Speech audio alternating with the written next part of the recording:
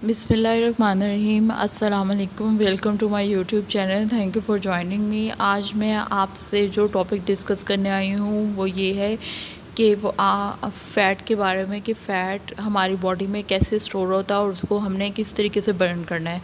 हम खाने के बहुत शौकीन होते हैं, हमें खाने का बहुत दिल करता है, हर चीज़ तरह की चीज़ खाने को हमारा मन चाहता है। हम डाइट प्रॉपर तरीके से नहीं करते अपनी। लेकिन आपको पता है कि हमारी जिस तरीके से एक गाड़ी और या ट्रेन को चलाने के लिए फ्यूल की ज़रूरत होती है, तो इसी तरह हमारी बॉडी को भी अल्लाह ताला ने फूड की उसको ग़िज़ा की ज़रूरत होती है। अगर आप खाएंगे तो आपके अंदर एनर्जी होगी, और वो एनर्जी किस तरीके से आएगी, देखिए जैसे अगर हम एक इंजन को चलाने के लिए उसके अंदर कोयला डालते हैं, कोयला हम डालते हैं तो उसके जितना कोयला और वो जलना होता है वो जलाता है अपना, वो चलती है गाड़ी, तो उसके बाद जो कोयला बाकी रह जाता है वो उसके किनारों पे जम जाता है। ठीक है, तो आप उसके ऊपर मज़ीद कोयला ऐड करते हो। अब तो वो जो कोयला पहला साइडों पे लगा हुआ था, जो इंजन है उसको वो पहले बर्न करेगा, तो आपका बाद वाला डाला हुआ काम आएगा। आप वरना इस तरीके से वो जितना आप उसके ऊपर डाले जाओगे वो वेस्ट होता जाएगा, और वो आपकी गाड़ी को एक टाइम में आके उस बंद कर देगा।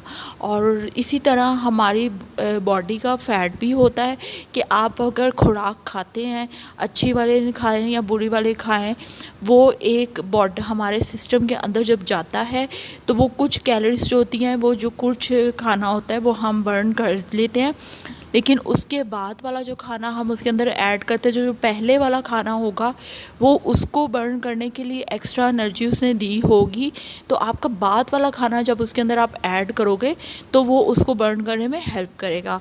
तो अगर आप इस तरह नहीं करते तो ये ही होता है कि हमारा बॉडी जो होता है वो फ़ैट बनाना शुरू कर देता है, और फिर हमारा ज़्यादातर फ़ैट्स लेडीज़ का लोअर पार्ट पे ही आता है, जैसे कि उनकी बेली बाहर आ जाती है और आपका हिप्स वगैरह, आपके थाइस वगैरह वो ज़्यादा हैवी हो जाता है। कई लोगों का अपर हैवी हो जाता है क्योंकि उनको वो आपके हार्मोन्स प्रॉपर तरीके से काम नहीं कर रहे होते, तो वो आपका अपर बॉडी जो होता है वो हैवी हो जाता है। अक्सर आपने ख़वातीन को देखा होगा कि कईयों का अपर पोर्शन ज़्यादा हैवी हो जाता है, तो कईयों का लोअर हो जाता है, तो कईयों का डबल ही हो जाता है, कंबाइन हो जाता है। लेकिन मैं इसके बारे में भी आपको डिटेल में किसी दिन वीडियोज़ आपसे डिस्कस करूँगी। लेकिन आप कमेंट्स में लास्ट में बताया करें कि आपको कोई बात समझ नहीं आ रही या आप किस बारे हवाले में बात करना पूछना चाह रहे हो, तो मुझे बताइएगा। अभी इसी तरह हम आपको एक बात एग्जांपल आपको समझ आ गई होगी कि फ्यूल से और आपके फूड से। तो अभी इसको बर्न करने के लिए हमें क्या करना है, हम अपने ह्यूमन बॉडी के बारे में बात करेंगे कि अगर आपने अपनी कैलोरीज़ को बर्न करना है तो उसके लिए आपको एक्स्ट्रा एनर्जी, एक्स्ट्रा वर्कआउट की, हार्ड वर्कआउट की ज़रूरत होगी। तो वो सब आप करेंगे तो वो आगे आगे आपको काम आएगा। अदरवाइज़ वो आपका एक टाइम होता है कि वो आपका बॉडी को स्टक कर देता है, और फिर आप चाहे जितना मर्ज़ी एफ़र्ट कर लें और अपनी डाइट कंट्रोल नहीं करेंगी तो वो आपका एक्स्ट्रा फ़ैट बनाता जाएगा, और फिर एंड ऑफ द टाइम आप खुद ही फ़ेड अप हो जाते हो इस चीज़ से कि मेरा वेट तो कम हो नहीं रहा, तो मुझे जिम जाने का या एक्स्ट्रा वर्कआउट करने का क्या फ़ायदा। तो इसमें फ़ेड अप होने से अच्छा है कि आप अपने बारे में खुद पहले इस चीज़ को देखें कि हम कहाँ पर लैग कर रहे हैं। तो इसी तरह हम देखते हैं कि फ्यूल इज़ इक्वल टू, जो होता है food is equal to calories, और is equal to then energy आती है। अगर देखें, अगर आप जैसे फ्यूल को जलाते हैं हम, तो आप वो गाड़ी स्टार्ट होती है ना, तो इसको एनर्जी मिलती है, तो वो चलती है ना। इसी तरह हमारी बॉडी को भी जब हम कैलोरीज देते हैं तो वो जाके एनर्जी प्रोड्यूस करती है। तो इसी तरह जब आप उसको खाने को बर्न करेंगे तो आपके अंदर एनर्जी आएगी। खाने के बगैर हमारी बॉडी के अंदर एनर्जी नहीं आएगी, तो खाना भी हमें ज़रूरी होता है। तो अभी आप देख सकते हैं कि जितना आप खाने की तरफ अपने तवज्जो देंगे तो उस तरीके से आपकी बॉडी के अंदर फ़ैट नहीं बनना चाहिए। आप अपने खाने की कैलोरी स्कोर काउंट करें। जैसे मिसाल के तौर पे एक कैलोरीज़ का मैं आपको बताती हूँ कि किस तरीके से होती है।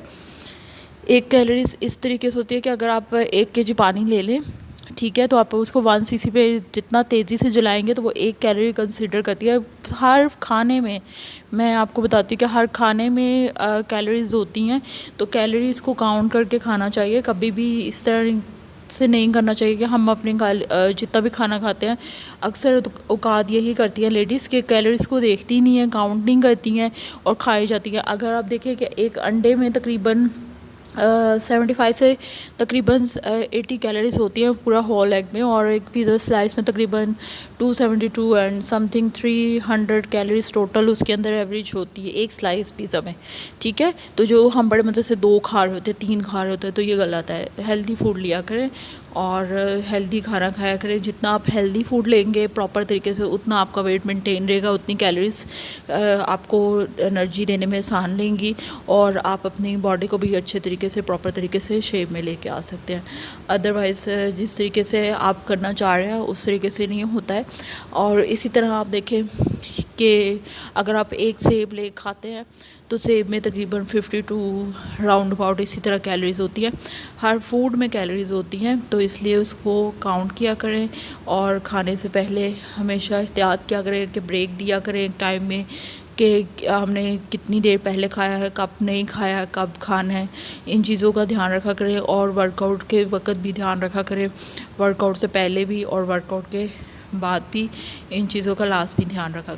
इसलिए क्योंकि जितना हेल्दी फूड आपको एनर्जी देता है और आपका फ़ैट बर्निंग करने में हेल्प करता है, उतना कोई और फूड आपका नहीं हेल्प करेगा।